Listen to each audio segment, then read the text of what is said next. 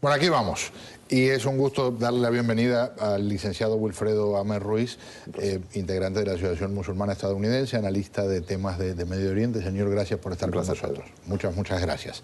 Roland Béjar también es analista del Medio Oriente, lo ve desde otro ángulo, es también columnista del Nuevo Herald. Buenas noches, bienvenido. Muchas gracias. Me parece que todos estamos de acuerdo en que practicar la religión es un derecho sagrado y quiero saber qué piensan en términos de lo que vemos ahora, ya sea en París o si ocurriera en Hialeah Gardens, de cerrar una calle para que integrantes de una religión recen.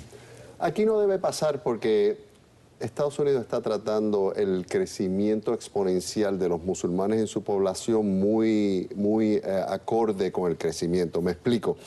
Un problema frecuente en Francia, como es en España, es que el gobierno no está manteniéndose al día en la otorgación de permisos para oratorios o mezquitas nuevas. Y al no mantenerse al día, ya sea intencional o no intencionalmente, que eso es tema de otro debate, pues no hay espacios para rezar. Y cuando no hay espacios para rezar, se junta con el crecimiento exponencial de la población, donde en Francia ya casi el 10% de la población de Francia son musulmanes, y entonces vemos este fenómeno que es lo que pasa. ¿Cómo la ve Roland? Bueno, hay un estudio, hay dos estudios hechos. Uno por el Peter Hammonds, que tiene un libro que se llama Terrorismo and Islam, y hay un estudio también de la CIA, de World Factbook, que analiza la cosa de una manera muy matemática y muy fría, como hacen los americanos. Lo que me preocupa es que incluya un libro que habla de terrorismo, porque esto no es el caso. No se puede decirle que el Islam es terrorista. Por supuesto que no. Porque afortunadamente, gracias a Dios, a todos nuestros dioses, o al único, de 1.300 millones de musulmanes que hay en el mundo, es una minoría ínfima la que es terrorista, gracias a Dios. Y yo no tengo ningún problema con el Islam.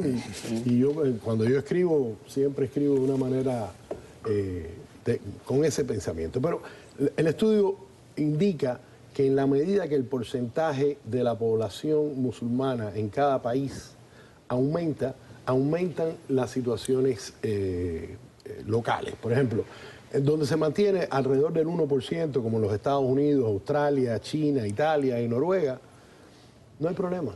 No hay ningún tipo de problema con la población musulmana. Cuando empieza a subir ya al 3%, como en Dinamarca, Alemania, Inglaterra, España y Tailandia, empiezan ya a hacer una cierta labor de proselitismo y empiezan a tratar de aumentar más la población. Cuando llegan al 5% se complica, como por encima del 5% como en Francia, que ya empiezan a tratar de imponer y ejercer influencia, imponer las leyes de Sharia, imponer que hay que respetar imponer el halal en los restaurantes. ¿Qué dice de eso, Wilfredo? Lo que pasa es que, como cualquier otra minoría, en la medida que se integre y que sea esa minoría más presente, se haga más presente en la sociedad, va a buscar participación política, va a buscar participación de que las leyes le influencien para beneficiar a su comunidad. Pasa en la comunidad judía históricamente en Estados Unidos, en la medida que se arraigó más, pues tiene más influencia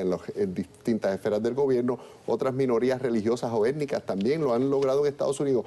Yo creo que no obedece, como dice, yo no estoy de acuerdo con Béjar, no obedece a que en 5% pasa esto automáticamente. En la medida de que el país recipiente de esa comunidad creciente musulmana no se atempere y pretenda bloquear su crecimiento diciendo, como están haciendo en España, voy a dilatar la otorgación de mezquitas. ¿Qué pasa? Empiezan a surgir oratorios clandestinos, gente orando en las calles. Usted dice que, por ejemplo, vamos a suponer, las imágenes estas son de Francia. Sí. Si en Francia hubiera más espacio para que se pudiera rezar en un templo, en una mezquita, habría menos inconvenientes en términos de que bloqueen una calle. Claro, porque ¿quién prefiere orar y poner la frente en una acera o una brea caliente en vez de una mezquita con aire acondicionado en una alfombra?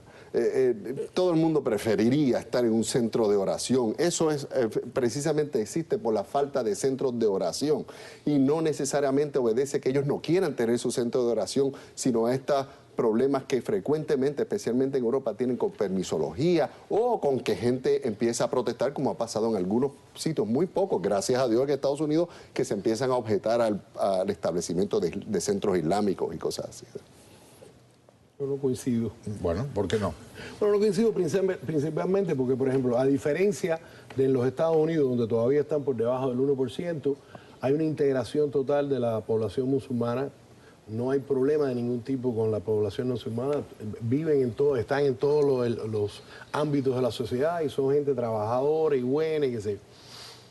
Esto es una estadística, esto es un estudio hecho muy profundamente y no está hablando del futuro. Pero mira, está hablando te voy a dar un presente. ejemplo. Mira, Pedro, en Detroit, en Michigan, la población musulmana excede mucho más del 1%. ¿Y por qué no pasa esto? ¿Dónde? En Michigan, que donde está la comunidad árabe más grande de toda la nación norteamericana, y son mucho más del 1, 2, 3 o el 4%. Porque los Estados Unidos son menos del 1%. Se le da su día feriado en las escuelas a los niños musulmanes para respetar el calendario musulmán. Los niños, ahí no hay este problema de oratorios en la calle porque las comunidades se mantienen aceptando e integrando las minorías, no tratando de marginalizarlas. En la medida que trates de con una agenda escondida marginalizarla, entonces pasa esto, esta incomodidad. El problema es que en Europa, en Francia, en Suiza, por ejemplo, en Noruega, en Holanda y en Noruega, hay pueblos donde no se habla ya ni noruego ni holandés.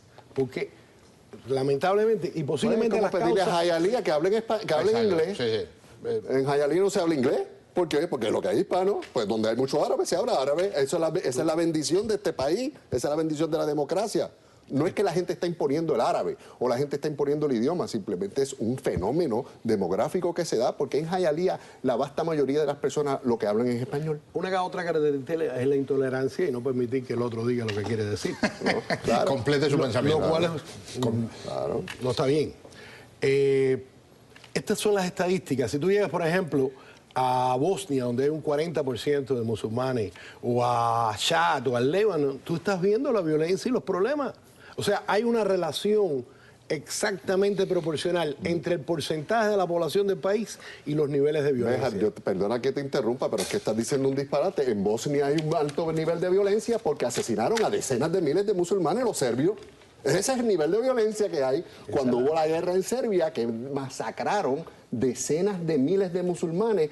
Ese es el nivel de violencia, no porque los musulmanes están, hay muchos, entonces hay violencia. Bueno, eso es lo que dice el estudio. Pues claro, no tomo mi palabra. Yo pero solamente eso no es que citando. si hay muchos musulmanes automáticamente viene Sharia. Eso es lo que dice el estudio. Es que eso es la manera de presentarlo para tratar de plantar semillas de islamofobia, de cuidado, porque si crece mucho se nos sale de control. Eso no es así. Yo no tengo ninguna islamofobia y tú lo sabes. Pero hay agendas islamofóbicas con estos son dos estudios serios. No, de verdad, yo no sé qué tan serio es decir que cuando se pasa de cierto porcentaje empieza el nivel de la violencia.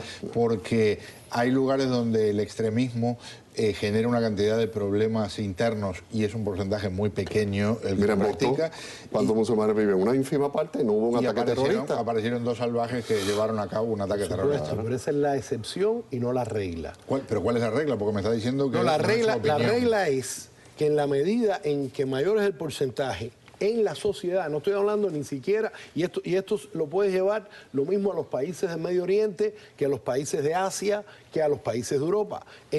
Hay un cierto nivel de porcentaje en la población donde hay una integración total, no hay problema, no hay imposición. Primero vamos a empezar por el principio de que el Corán enseña que hay dos tierras, una tierra que está bajo la espada del Islam y la otra está a conquistar o a reconquistar, como es el caso de Al-Andalus, para refundar el gran califato. O sea, eso está escrito en el libro. Claro, pero digo, pero no ha habido una invasión en España para tratar de reconquistar el Andalus. Porque no han podido. No, y tratar de... Es una opinión, no es información. Y tratar de... Es un punto de vista. No, información es que está en el libro. No, y tratar de presentar de que un sitio va a tornarse más violento en la medida que lleguen más musulmanes. ¿Qué más islamofóbico que ese comentario hay?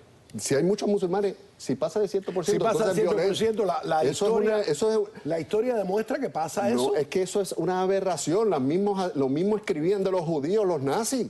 Que si hay muchos judíos nos están quedando con Europa y hicieron los protocolos de Sion, metiendo esos mismos miedos de las minorías étnicas. Así que tú no puedes abrazar ese tipo de comentarios donde diciendo que aumente una minoría religiosa étnica va a promover la violencia. Son un disparate. La comparación no es feliz porque lamentablemente los judíos en su historia han sido siempre víctimas y nunca victimarios. Que no es el caso de los musulmanes que llegaron al poder en todo el Medio Oriente por la espada. Pudieron lograr derrotar a los persas. Cajuna es una organización reconocida por nuestro Departamento de Estado como una organización terrorista y una organización judía. Hay terroristas, como bien dijiste, Pedro, en todos. Hay muchos menos. En todos los sectores. Así que decir que uno han sido siempre los que han cogido bofetados, los que han sido siempre oprimidos, no es cierto, ¿verdad? Porque que te digan los palestinos que le está pasando ahora con los israelíes. Eso es otro tema que cuando quiera hablar. Claro.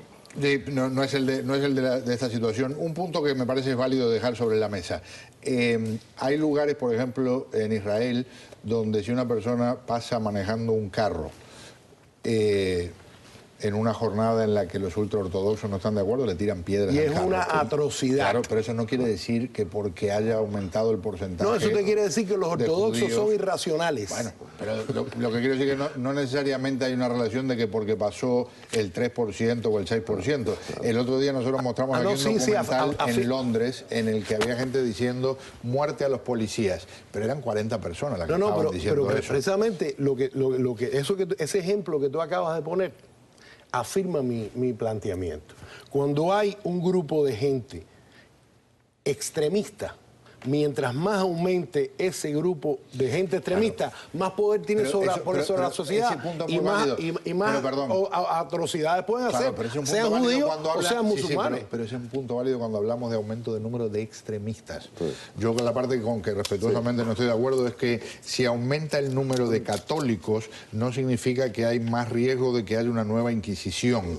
Si aumenta el número de musulmanes, yo no creo que necesariamente a partir del 3 o el 5 o el 7% el asunto se transforme, porque estamos hablando como si fueran extremistas todos los musulmanes.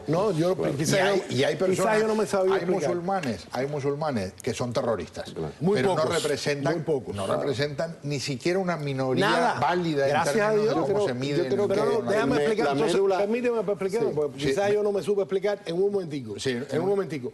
El problema no es el número, sino es el poder que alcanza cualquier grupo, sean judíos, islámico o católico, el poder que logran ejercer sobre la sociedad para imponer su criterio sobre nosotros. A eso es lo que yo me refiero. El problema es, por ejemplo, en Francia, mientras la preocupación sea de que los musulmanes rezan en la calle y no el número de playas nudistas o el número de prostíbulos que hay en las calles de París o el número de puntos de drogas que hay. Eso debe ser la preocupación. Esto tiene detrás de ello una agenda islamofóbica muy clara. El reloj me dice hasta aquí llegamos. Les ofrezco la oportunidad de que más adelante, en otra ocasión, con mucho gusto, cuando quiera. A mí me encanta debatir con él porque es un hombre sabio. Muchas gracias por acompañarme. Vamos a hacer un paréntesis al regreso.